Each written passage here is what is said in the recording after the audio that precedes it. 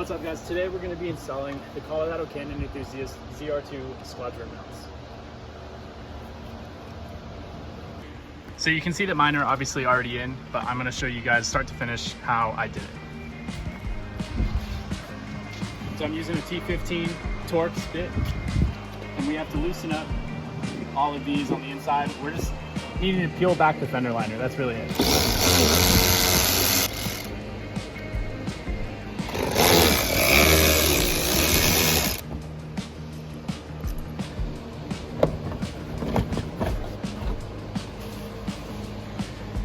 I'm not sure how much you guys are going to be able to see, but I really just got the fender liner stuck behind the tire. And then there's two clips, that one on top left, and then that one like top, or just on the left, to the left of the light, that need to get pushed inward towards the light, just barely. So if you reach in and push those clips here and here towards the light, and especially with this piece, you can pull out, straight out a little bit.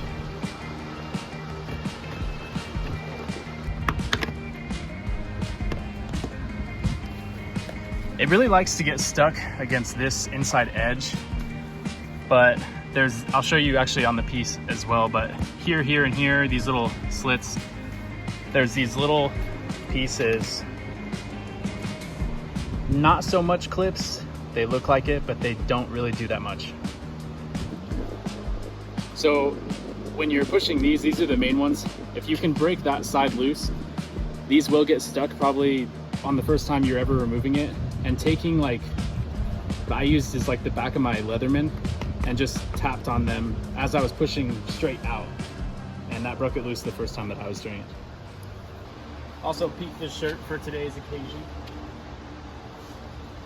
So using the supplied 316 stainless steel mounts, you're able to get the light further away from the mounting situation, which is how we get that flush look on the vent themselves.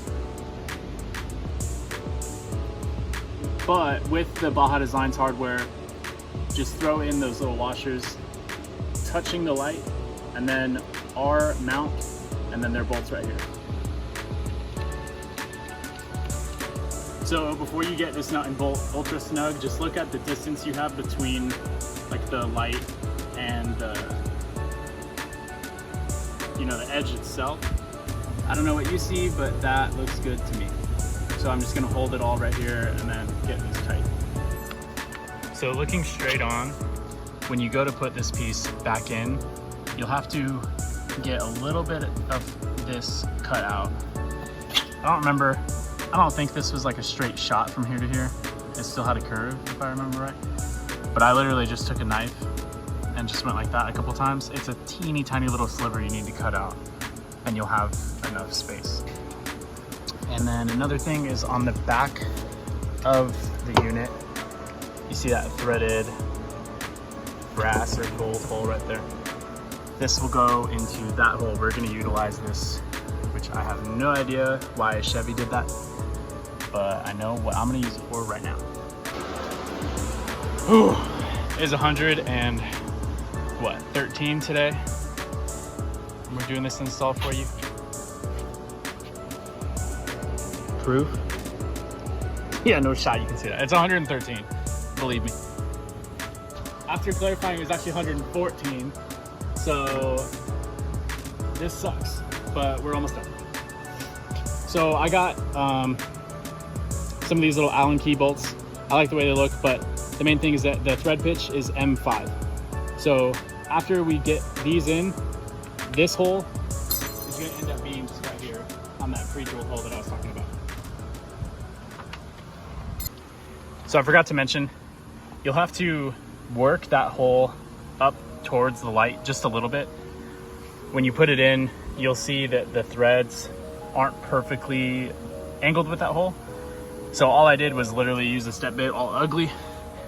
All the clips, I've been running these for like a month on and off road with no threaded insert right there, and the light is secure. So using this threaded screw is just gonna be like over the top. It actually looks insane. with that open. So then just feed that wire. You pretty much just line it in, and there's not too much of a click, but you'll be able to see that it's nice and flush on all the front. So this one is all nice and good. When you first push it in this way, so when you first get them in and you think you got all the clips, check this for being nice and flush. And then when you grab this, pull down and up. So if it's a little bit off, like let's say you didn't get that top one in and you pulled down, it'll just pop right out. And since it doesn't kind of like snap in there, it's hard to tell. So I'm gonna do this side real quick and then I'll show you guys what I did for wiring. So I'll show you how I routed this in a second, but we are all buttoned up. Should be good here. So I've already done the wiring. Let's clear that elephant out of the room. I popped all these out and pulled this whole little piece off and routed mine right here. So I literally just fed that all the way down until someone else can see it down here. So it's a little hard to see, but in here, throughout this blue support, there's a whole bunch of holes, kind of like that, but a little bit bigger. So with all those holes, I routed the wires over. So even if you took this off, you can't see exactly where the wires are. You have to find them, snake through there. And then had them come over here and routed them to my switch panel. And I'll show you guys. So obviously if you have this switch panel and you've used that before, you know how to wire it up. But for those that haven't used Baja Design harnesses, you have your switch and it comes over to this whole little cluster, and you can see everything that I've cut out.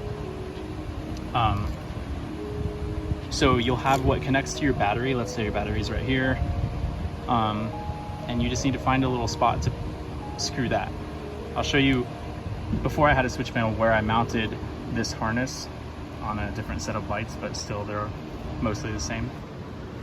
When I was running it, I had the relay right here. I loosened this bolt and then cut out right here, so the box went this way, and I just put it right here and tighten that bolt down.